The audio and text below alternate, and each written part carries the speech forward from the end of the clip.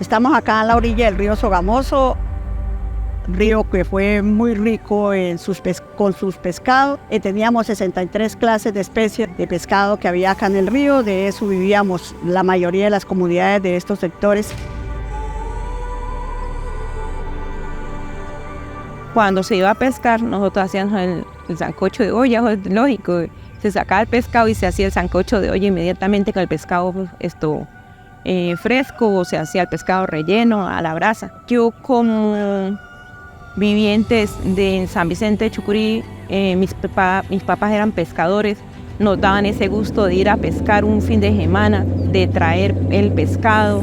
Papá tenía un negocio de venta de comida, entonces muchas veces se compraba, ya sea la ribera del río que vendiera o lo que nosotros pescábamos. Aquí nosotros, antes de que no había la represa, los cultivos eran muy buenos. Cultivos de cacao, café, cítricos, la fruta también, donde yo aquí cogía 130 cargas de mera, naranja. El cultivo antes, cuando yo me vine para acá, sembramos, todo esto era aguacate. De todos los cultivos de mango, limón, guayaba, piña que hay aquí sembrada, papaya, yuca. Cuando llegó la empresa acá a hacer los primeros estudios, a hablarnos cómo iba a ser los cambios de nosotros, pero los cambios, ellos nos decían que nosotros íbamos a tener un cambio, que íbamos a salir de pobres, que íbamos a ser los mejores en Santander, porque la riqueza había llegado a Santander. En materia de diligencia de vida, tanto las empresas como los inversores tienen obligaciones delimitadas y claras. Entre ellas está asegurarse que en los proyectos tanto que operan como donde invierten no ocurren violación de derechos humanos ni hay contextos que afectan a comunidades en temas sociales y ambientales. Antes de hacer la represa yo estaba cogiéndome 500 canastillas de aguacate y fue llenar la represa y enseguida se me vino ese año la cosecha, se me bajó 80 canastillas. Ahí sigue el espejo ese. Con el sol, cuando hay bastante, se evapora eso en agua se pone caliente, se evapora y se sube a la atmósfera y por la noche es cuando hace esos fríos y se cae esos serenos, maneje por ahí las matas mojadas y sin llover. La contaminación para sus cultivos, el cambio de microclima. Y el cacao le ha venido pegando la monilla por la cuestión de la humedad. Entonces ha habido afectación total, hay plantas que a veces no botan una mazorca. La escoba de bruja, que es una deformación de las ramas, también eso lo afecta también por el cambio del clima. Chucurí le aportaba agua al Sogamoso, pero resulta que vienen estas personas, este macroproyecto, y nos divide el río en 3 partes, aguas arriba, zona de obras y aguas abajo. ¿Para qué? Para manipular y poner en contra de las comunidades. Tuvimos la primera afectación que nunca en la vida nosotros nos imaginamos lo que iba a pasar, que era aperturas de compuertas. La primera vez que abrieron las compuertas del cultivo que yo tenía, personalmente el mío, no los dañó, se los llevó, que es lo más triste. Los muros de la poza se rompieron y afectaron toda una comunidad aguas abajo. Porque duran esas compuertas hasta 6, 8, 9 meses, 11 meses abiertas esas compuertas y eso es una destrucción total porque no hay ni cultivos, ni arena, ni piedra, ni pescado, nada. Siempre cuando la abren, dañan los cultivos. Cuando la cierran y la ponen en cero, nos perjudica a los peces, que es el medio de sustento de más de una persona aquí aguas abajo del río Sogamoso.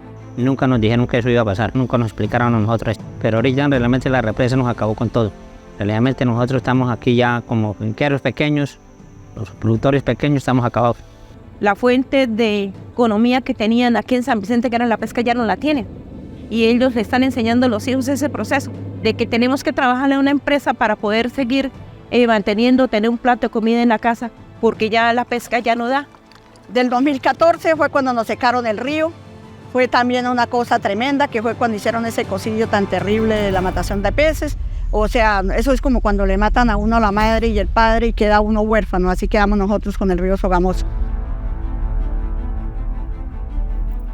Cuando ellos ya armaron y empezaron a sacar todo, primero se tenían en cuenta, inclusive hasta el Llanito y hasta Bocas del Sogamoso, pero oh sorpresa que después de que empezaron a generar energía en el 2014, entonces ya lo que es Sabana de Torres, Barranca Bermeja y Puerto Wilches ya no somos área de influencia. Gracias a Dios el pescado se reproduce, pero así como él se reproduce, lo están matando drásticamente con esas bajadas y subidas tan tremendas que le dan al río. No podemos pescar en temporada de invierno porque las compuertas abiertas. No se puede pescar en temporada de verano porque está seco el río. Entonces de ninguna manera se puede vivir acá. No sé por qué, si hacen unos estudios de impacto ambiental, ¿por qué no tienen presente de qué vivíamos nosotros, cómo vivíamos, cómo era que nosotros estábamos acá? Porque nosotros teníamos una vida proyectada. Hoy en día, ¿qué tenemos? Nada, y eso no lo tienen en cuenta esas empresas cuando hacen esos estudios. Si vieran un pescador con un tramayo tirándole bregando a buscar el pescado, ahí sí le llega a la policía. Ahí sí está la ley para nosotros, pero para ellos no está la ley. El 80% del río corre por donde eran cultivos y el otro 20% del río está corriendo por donde eran el río natural. El nivel del agua, la profundidad de la ciénaga era mayor. Después de la hidroeléctrica se ha visto que la ciénaga se va a pique. Cuando hablo de que se va a pique es que presenta bajo nivel. Ya la gente no sale a pescar casi porque el poquito animal que está aquí dentro de la ciénaga, al ver que está a bajo nivel, él comienza a salir. Cuando se sienta uno y dicen lo que hemos perdido ha sido mucho y lo que hemos ganado ha sido muy poco.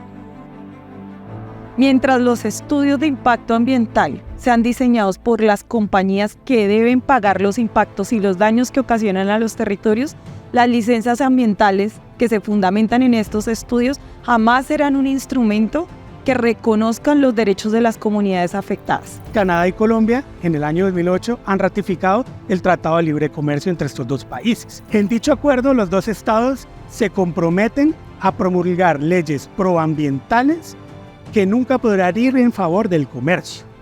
Esto es conocido como salvaguarda ambiental y implica que los estados y por extensión sus empresas están obligados a respetar y a garantizar los derechos ambientales de las poblaciones donde sus proyectos podrían tener impacto.